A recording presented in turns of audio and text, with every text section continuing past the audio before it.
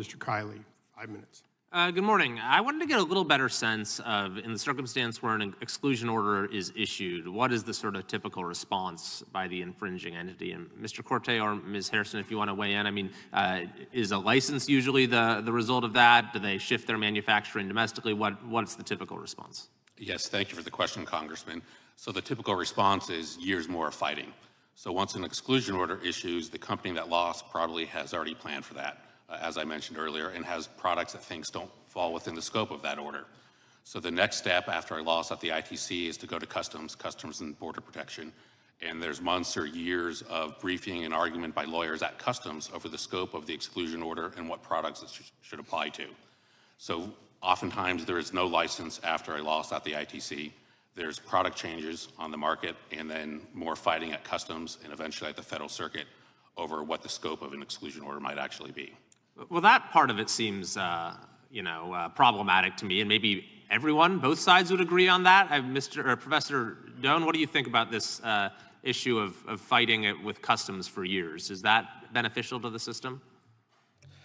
Well, I don't know about how much fighting there is, but with Customs, I do know that respondents that have lost do try to redesign their products, which, by the way, is kind of the point of a patent, is that if you infringe it, the idea for the patent is that you will then try to design around it and thus advance technology even further by coming up with something different. And the Commission does, in fact, provide respondents with the opportunity to present redesigns to the Commission as well, either during the course of an investigation, if they can get them in on time, or in an advisory opinion proceeding at the Commission. You can say, Commission, I want to import my new product. Here's why I think it doesn't infringe. Will you give me permission? And the Commission can then say yes or no. And if you win, then you are free to import. You don't even have to talk to Customs. It has been blessed by the Commission. Right. So maybe that's an area where we could focus on reform as well, is sort of streamlining that process so that it would at least set the stage for a better negotiation over a license, or let folks know what kind of alternatives are available to them.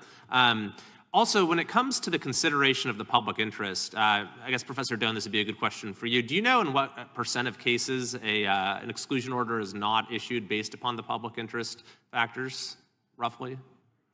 Well, I can tell you the number, if the question is the number that have been denied because of a public interest consideration, I believe there's been actually very few, maybe 4 or 5.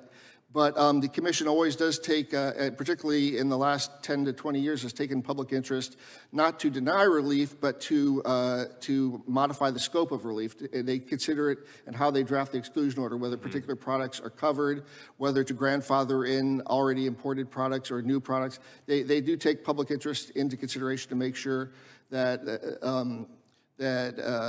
that there is no harm. For example, this is a trade secret case, not a patent infringement case, but there was a case in which it was found that batteries for electric cars were going to be excluded because they were being produced after theft of trade secrets. But the Commission modified its exclusion order, giving American car companies the opportunity several months before the exclusion order would go into force, to allow them to switch to and design in other types of batteries into their cars so that they wouldn't be using an infringing battery. So what do you make of this notion that these proceedings are duplicative, because you might have parallel litigation going on in U.S. courts? Is there any validity to that? And from my perspective, it seems that if you're importing a product that may be infringing, then maybe that situation we should have more scrutiny, and perhaps the additional remedy than an exclusion order, which we don't really have now in the U.S. system. What do you make of that argument? Well, it certainly is the case that one can file a district court complaint with a Section 337 complaint.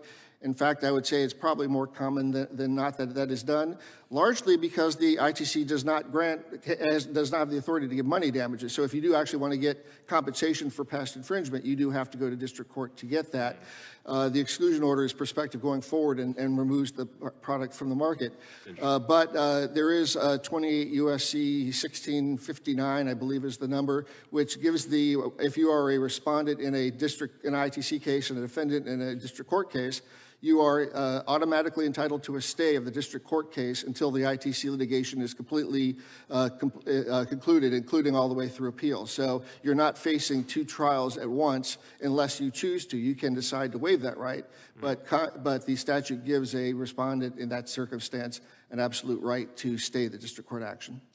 Thank you. Well, I think that there are a number of opportunities for reform to make this process work better, but I think in the process we need to make sure that we're not in any way making it easier for China to infringe on American intellectual property, which seems to be a huge risk here, and also need to be mindful of the impact that weakening the availability of exclusion orders would have on innovation in this country, and in particularly smaller innovators. So I thank the chair for holding this hearing, and I think there's a lot we can work on this going forward.